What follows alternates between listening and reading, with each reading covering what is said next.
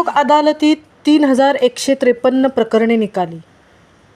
दाखलपूर्व आणि प्रलंबित खटल्यांचा निपटारा व्हावा आणि प्रलंबित खटले सामोपचाराने मिटावेत या हेतूने आयोजित केलेल्या दिनांक 28 सप्टेंबर 2024 पनवेल येथील न्यायालयात अनेक प्रकरणे निकाली काढण्यात आली.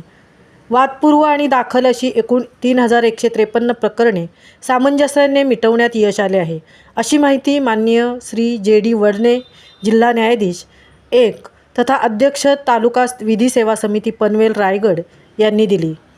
महामुंबईसह संजय कदम, पनवेल.